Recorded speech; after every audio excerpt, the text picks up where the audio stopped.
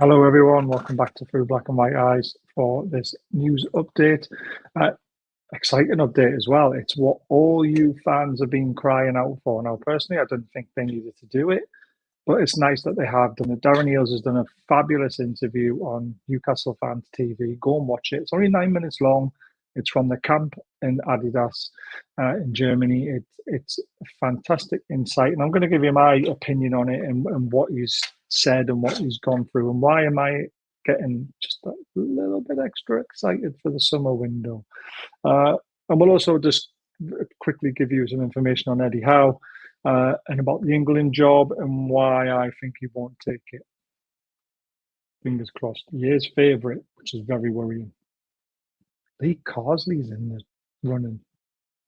He's never managed a team in his life other than under 21s. It's a bit of a strange one, that one. I wouldn't want him as England manager, but there you go. Graham Potter all the way. Definitely Graham Potter. Right, anyway, Darren Eales out in Germany at the Adidas Centre with the Newcastle squad.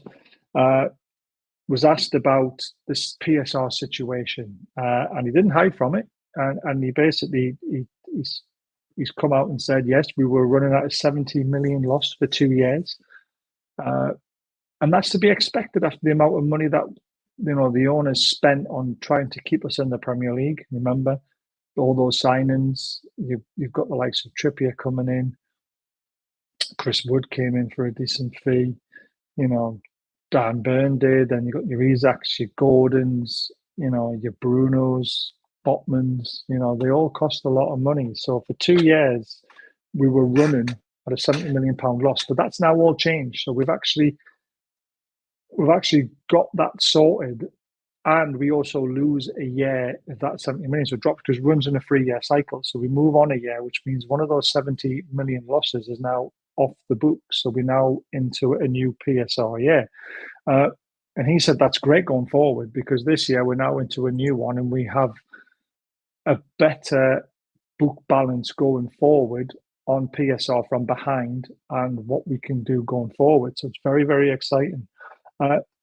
He said at the time, obviously trying to raise the funds, with Anderson and Minter, it feels like PSR is like what it was in America when it comes to the wage cap, very, very strict.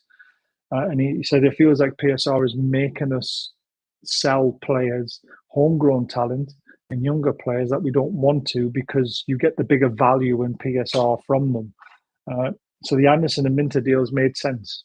That's basically what he said. It made sense to us at the time. We didn't want to lose Anderson. We didn't want to lose Minter, but we've kept the core of the squad. The exciting thing that he said, though, is that we will spend the maximum we can spend, but it's how we spend it that's important. So we've still got to be careful of PSR. He's basically said, look, we've got the richest owners in the world, but we can't spend the money because PSR stops us from doing it.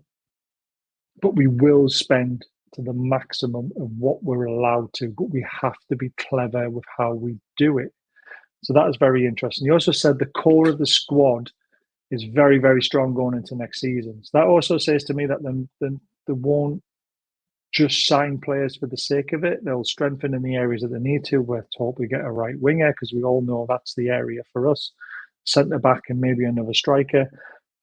But because there's no Europe, he says, the core of the squad's very good and we're expecting good things from the players that we already have as well. So that says to me that, it's kind of like, watch this space, but don't be too shocked if we don't do as much as what all the fans think we need or crying out for.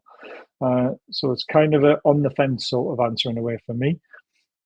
Since the takeover, this is incredible. It's been a 30% on-year growth, going from 140 million rising to 300 million since the takeover. Unbelievable stuff. And there's also sponsorships in the background of companies who've got the eye on Newcastle United and they're waiting to jump on board. I still think they're waiting for the City outcome. I really do. So that is very, very exciting as well. He was then asked about Murdad and Amanda, and he said, it's a massive thanks to them because without them, as we all know, the fans know, there was no takeover. And he says he's very excited of what they do next in their personal lives when it comes to what businesses they might dip their hands into. So, they go with their thanks, obviously. The signing of Paul Mitchell, he said, top sporting directors. He brings us what we need in the recruitment ranks, and he also has a global knowledge. Obviously, being with the Red Bulls, being in Brazil, being at Monaco, and obviously knows the Premier League with Spurs and with Southampton. And we all know all the talent that Southampton have had come through the ranks and the players they've bought as well. So very, very interesting. But it's the global knowledge that landed it for him. And he says that was a top reason why they brought him in. And James Bonds has been brought in, and he says basically he is there, and we've talked about this position quite a few times on our channel about somebody in the sports science side of things in injury crisis isn't getting it right, and this is what he's been brought in for: is to keep players on the pitch, is to make sure that they get the maximum out of them without putting them in danger of getting an injury. So that's amazing. He was also then asked about his targets for the season, and he says because there's no distractions with Europe, he expects us to be in Europe, and that has to be the target. This football club needs to be in Europe. That's what he said. So it all bodes well for the future. This is the new future of Newcastle United now. My dad and Amanda are gone. It's now moving into a new phase, and then let's see what these guys can do. There's big plans. Plans which they probably won't want to talk about in public, things like maybe a new stadium, the stadium expansion. If it can't be done, it will be a new stadium, naming rights. There's lots for them to get right off the pitch as well as on the pitch, and to get our books as best shape possible for the future, basically.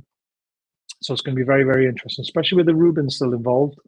Until they're liquidated, it'll all be about land and about building in the UK, about building, training ground facilities, a new stadium, whatever it will be. That's why they're still around, and that's why PIF are keeping them on board.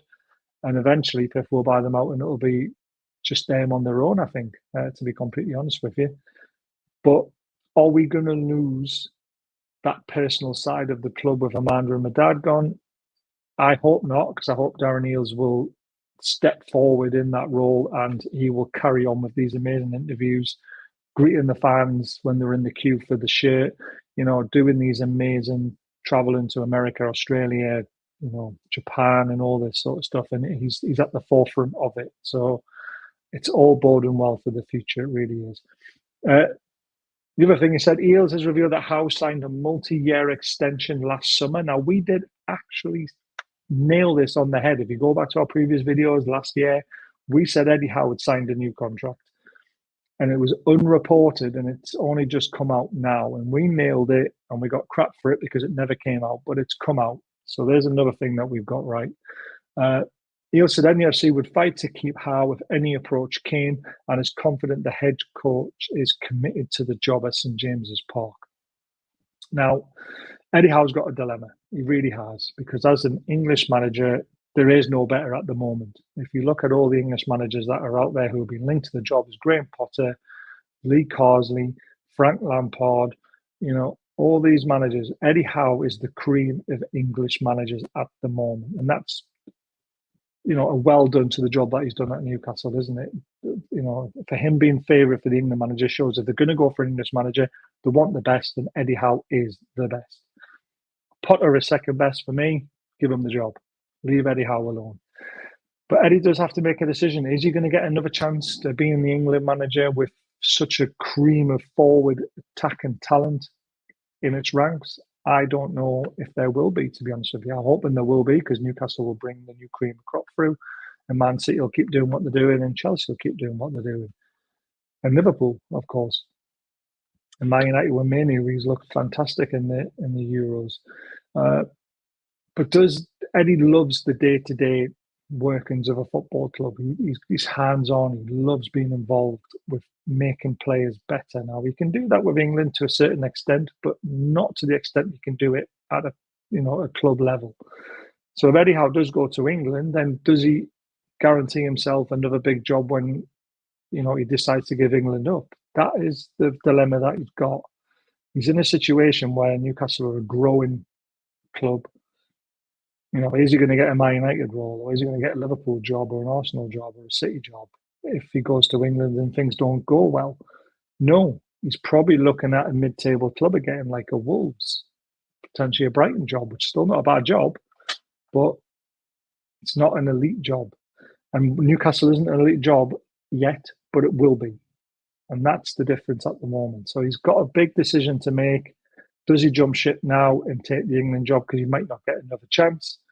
Or does he see Newcastle as his England and try and win something? Because he knows if he wins something with Newcastle, he is going to be, you have a statue.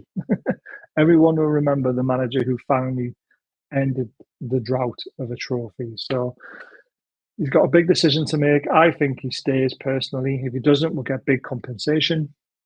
Then who will be our next manager will be very interesting. But for me, for England, they should be going for a foreign manager who knows how to play good football and leave Eddie Howe alone.